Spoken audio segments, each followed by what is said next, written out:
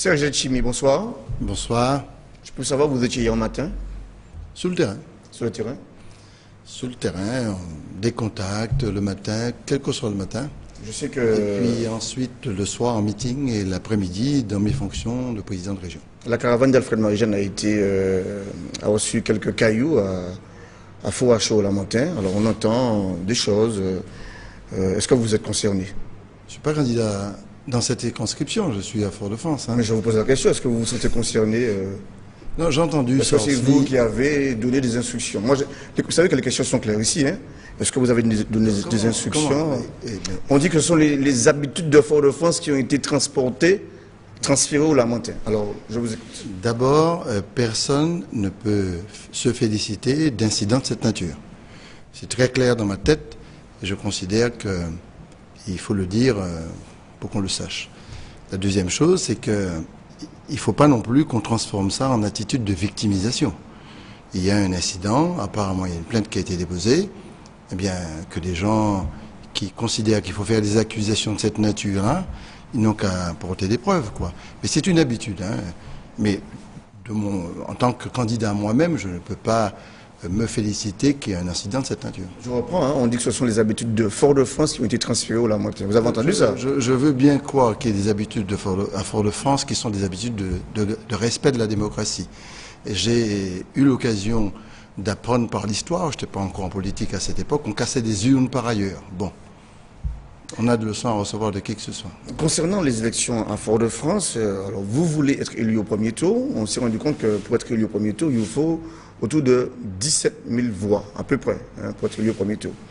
Vous pensez capable de mobiliser autant sur Fort-de-France? Vous avez dit vous voulez, je souhaite. Vouloir, c'est peut-être exigeant.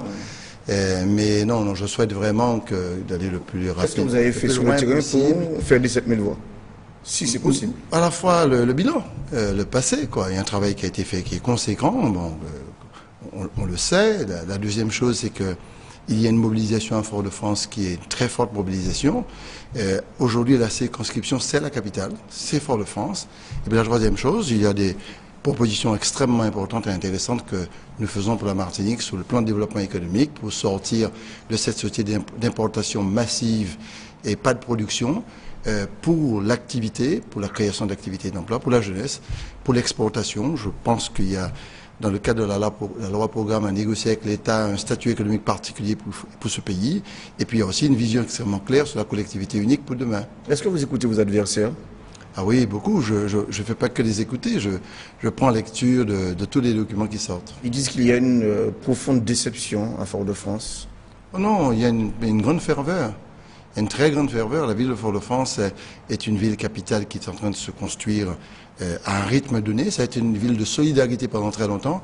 D'ailleurs, ceux qui critiquent Fort-de-France, qui ont travaillé à Fort-de-France ou qui ont été des bénéficiaires de Fort-de-France, ont beaucoup critiqué Fort-de-France d'avoir trop employé, d'avoir trop investi. Non, il faut absolument que la capitale donne l'exemple.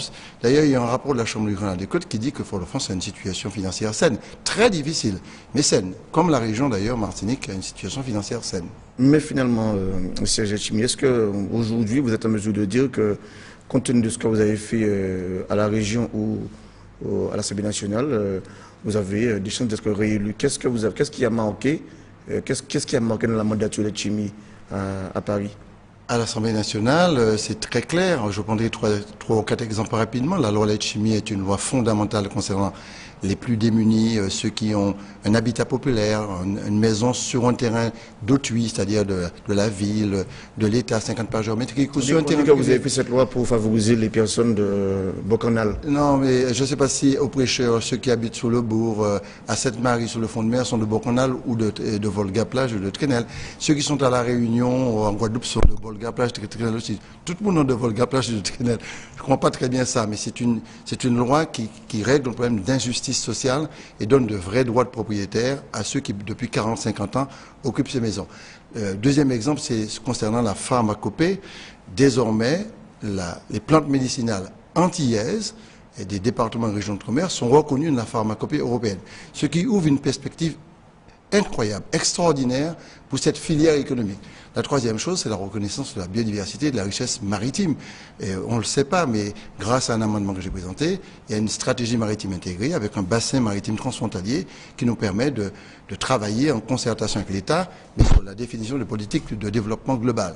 Et puis aussi la reconnaissance de la langue créole comme langue, premièrement, et deuxièmement comme langue régionale, et troisièmement comme langue inscrite dans la langue de la République. Nous sommes quasiment dans la dernière semaine de la campagne électorale. Qu'est-ce qui, selon vous, qu'est-ce qu'on peut retenir, qu'est-ce que l'électeur peut retenir de cette campagne électorale, l'affrontement Martinique Nouvelle Patriote, qu'est-ce qu'on pourra retenir? Bon, je pense, pour être extrêmement simple dans les mots, je pense qu'il y a d'un côté beaucoup de démagogie et de mensonges, je me permets de le dire, parce que quand on raconte un petit peu n'importe quoi à la population, il y a aussi une attitude très ambiguë, puisque vous parlez des patriotes, qui d'un côté demandent au peuple de ne pas voter aux élections présidentielles françaises et veulent être députés français. Je ne comprends pas très bien.